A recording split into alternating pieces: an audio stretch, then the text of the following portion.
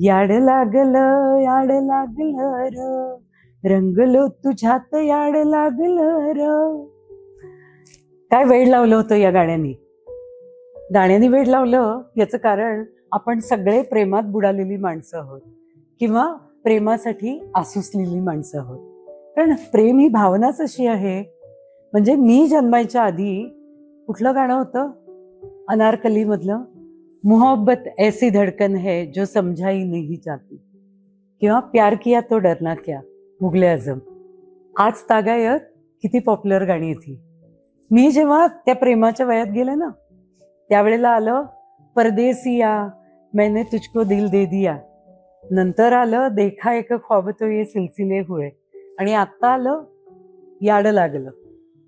इतकी वर्ष गेली, पण प्रेमही तसे, प्रेमाची भाषा पण तशीच आहे, आणि प्रेमाची पॉप्युलॅरिटी तर दिवसेंदिवस वाढतच चालली आहे. प्रेम हा आपल्या जीवनाचा स्थायी भाव आहे. प्रत्येकाच्या हृदयामध्ये भरभरून प्रेम आहे. फक्त त्या प्रेमाची अभिव्यक्ती, प्रेमाचा आविष्कार हा कधी कधी वेगळ्या पद्धतीने होतो. आणि जेव्हा पती पत्नीमध्ये किंवा आपल्या जोडीदारांमध्ये हे प्रेम व्यक्त होत नाही, तेव्हा त्याच्यातनं अनेक प्रकारचे समज, गैरसमज, किंबहुना ताणतणाव हे आपलं आयुष्य सगळं ग्रासून टाकतात.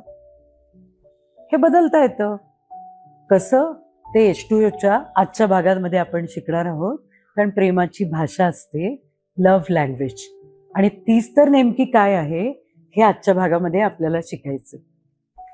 तुम्हाला माहितीये माझ्याकडे येणारी जोडपी कशामुळे भांडत असतात? कधी असं असतं की तिला राग येतो कारण त्याने गिफ्ट आणली नाही, कधी तो रागवतो कारण त्याने केलेला हेअरकट तिने नोटीस केला नाही. ती तर या कारणाने नेहमीच रागवते कारण तो म्हटलाच नाही I love you. Gary Chapman या रिलेशनशिप एक्सपर्टनी प्रेमाच्या 5 प्रकारच्या भाषा सांगितल्या. Words, acts, gifts, time and touch. अर्थातच ही भाषा आपल्याला जर अवगत नसेल तर आपल्याला ती नक्कीच शिकायला हवी. एरोप्लेन मोडवर आपला फोन ठेवायचा आणि लव्ह मेसेजेस किंवा कुठलेही मेसेज पाठवायचे, मग ते भले ऑफिसचे असतील नाही तर एकमेकांचे. उपयोग होणार आहे का त्याचा? नक्कीच नाही. म्हणून ही भाषा शिकायची आणि नंतर त्या भाषेमध्ये आपल्या जोडीदाराशी बोलायचं.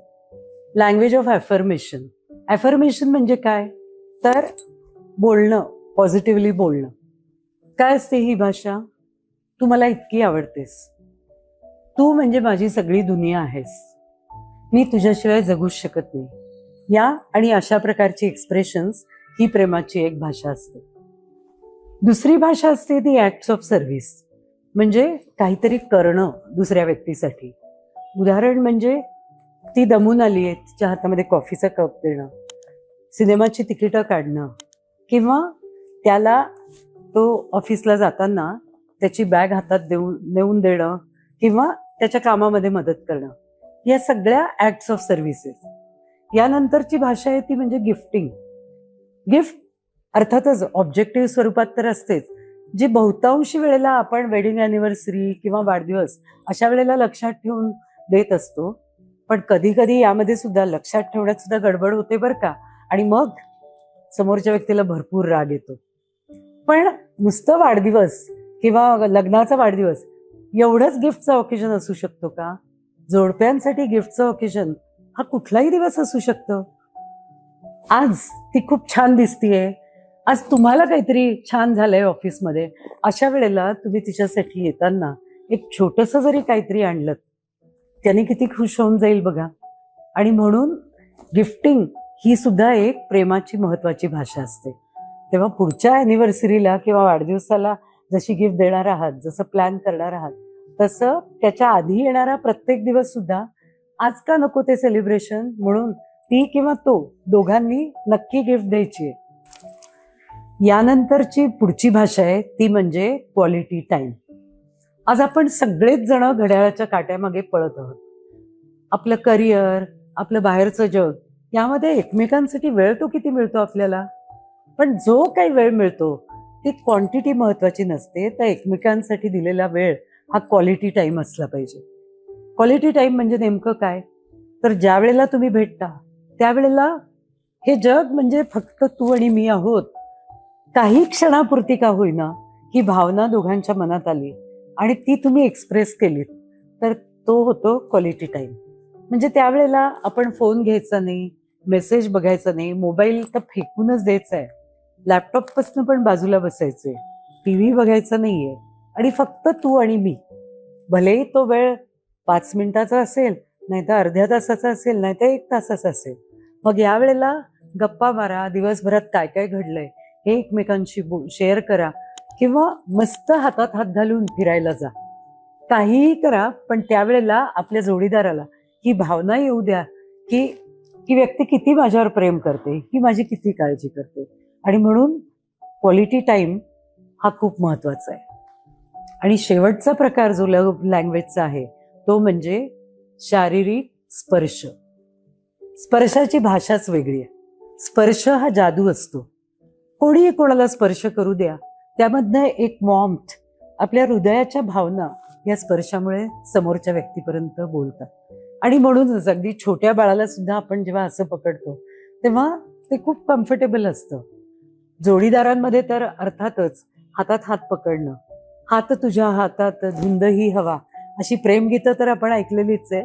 पण फिजिकल टचमुळे, भलेही तो टच हा 16व्या वर्षीचा असू दे किंवा 17व्या वर्षीचा असू दे, त्यांनी जी इंटिमेसी कळते आपल्याला, ती इंटिमेसी इतर कुठल्याही लँग्वेजमधनं कळू शकत नाही. आणि म्हणून शारीरिक स्पर्श ही खूप महत्वाची गोष्ट आहे. मुन्नाभाई MBBS आठवतोय ना, जादू की झप्पी. जोडीदाराला जादू की झप्पी, नुसती साधी झप्पी किंवा पप्पी, कुठल्याही प्रकारे स्पर्श करा, पण त्यामुळे त्याला नक्कीच तुमचं प्रेम कसं आहे हे त्याच्यापर्यंत पोहोचणार आहे.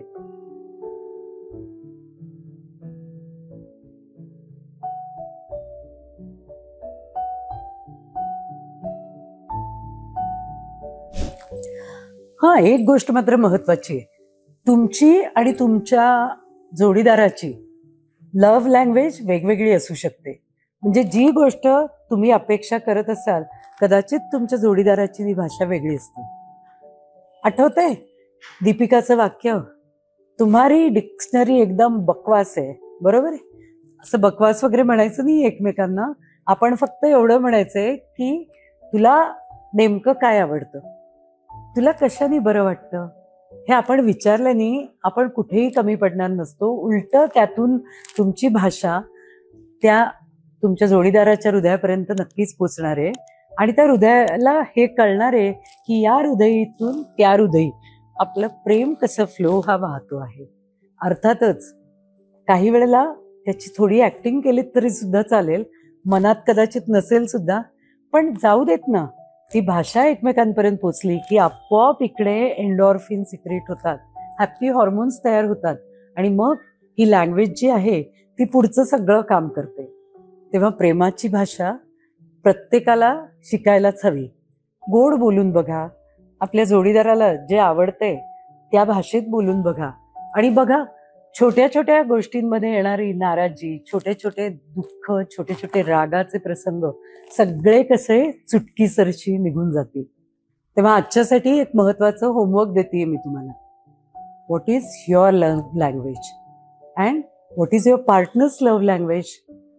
लव्ह लँग्वेज शिकणं, प्रेमाची भाषा शिकणं ही नक्की खूप रिवॉर्डिंग अशी गोष्ट आहे, आणि ती प्रत्येकाने प्रयत्नपूर्वक शिकायला हवी. आपलं नातं आपल्याला आनंदही करायचंय ना, नक्की प्रेमाची भाषा शिका. Don't suffocate, speak up and speak up in love language of your partner. भेटूया लवकरच पुढच्या भागात.